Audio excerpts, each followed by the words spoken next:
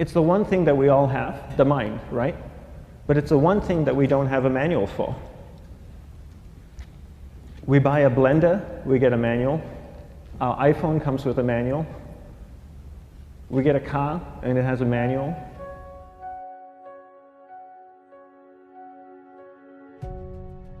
Nobody teaches you how to use the mind. There's no manual for the mind. So this, I think, is one of the most essential things in making progress in our life, is really understanding how our mind works. It's the one thing that we have to live with 24 hours a day, 7 days a week.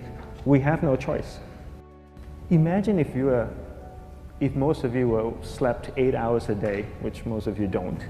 You slept and you were awake 16 hours a day. In the 16 hours you practice your awareness just randomly moving from one thing to another, to another, to another, all day practice being distracted. What would you be good at after 6 months?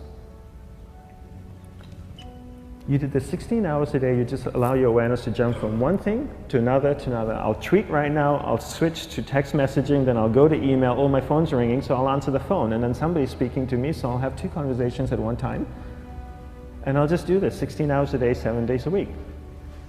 So you get it being good at distracted. After 1 year, you're an expert at being distracted. After 1.5 years, they'll invite you to give keynote talks on being distracted. You're so good, you practice 16 hours a day.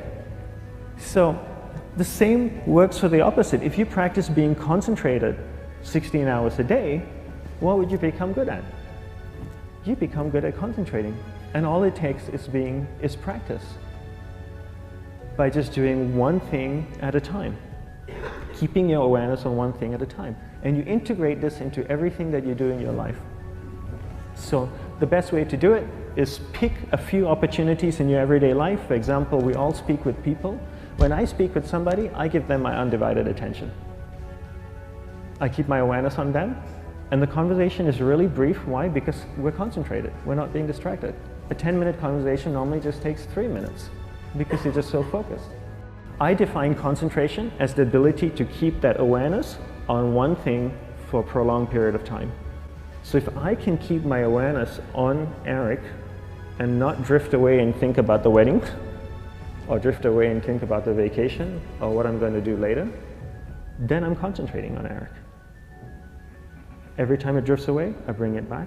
And the more I practice this, the more I practice concentration. So concentration is the ability to keep your awareness on one thing for a prolonged period of time. And that's a very simple definition of concentration. How do you get better at concentration? You practice this. You practice this 24 hours a day, 7 days a week. And it's the only way to get good at it. And what's the best way to practice it? The best way to practice it is to integrate it into everything that you do in your life. Not to meditate 10 minutes in the morning. It doesn't work. You really need to look at your life the same way a sprinter in the Olympics looks at his life. You've all heard of Usain Bolt, the man that won the gold medal twice, 2 Olympics in a row, broke the world record. I don't know anything about him, to be honest. But if I was looked at him, he obviously sprints, he practices running, probably does a lot of long distance, he probably does a lot of stretching as well, I'm sure he gets massages. He looks like he eats the right kind of food. Drinks the right amount of water, takes vitamins. His whole day is so disciplined. For what? To prepare him for 9.57 seconds. I think that's what the world record is, right? For 100 meters, 9.5 or 9.57 seconds. His whole day is preparing him for that short time, not the other way around. A lot of people say, you know what, I need to be more concentrated. So you know what, I'm going to meditate in the morning, I'll sit down for 2 minutes. Okay, now I'm Zen master. And the remaining 23 hours and 58 minutes, they just go about being ordinary and crazy. How does that work? How would you change? It's not balanced at all. So if for 23 hours and 58 minutes you were not being concentrated, you allowed your awareness to jump from one thing in your mind to another thing, to another thing, to another thing, to another thing, in an uncontrolled way, what would you be good at? And out of a prolonged concentration comes the wonderful power of observation. You just become more observant, and when you become more observant, you see solutions quicker and you solve things quicker. And it's a wonderful, powerful feeling when somebody is concentrated on you and not being distracted. So the best way is to integrate it into your everyday life. You're speaking with your spouse, give her or give him your undivided attention. So develop your awareness, integrate it into everything that you do in your life. And that's the best way you become good at. The next thing we need to develop is develop your will. Will is really important. Will is almost like a muscle in your mind, and you use that to pull and control your awareness and take it from one area of the mind to another. How do you develop the will? There's 3 very simple ways to develop the will. 1 is you finish what you begin. 2 is you finish it well beyond your expectation, no matter how long it takes.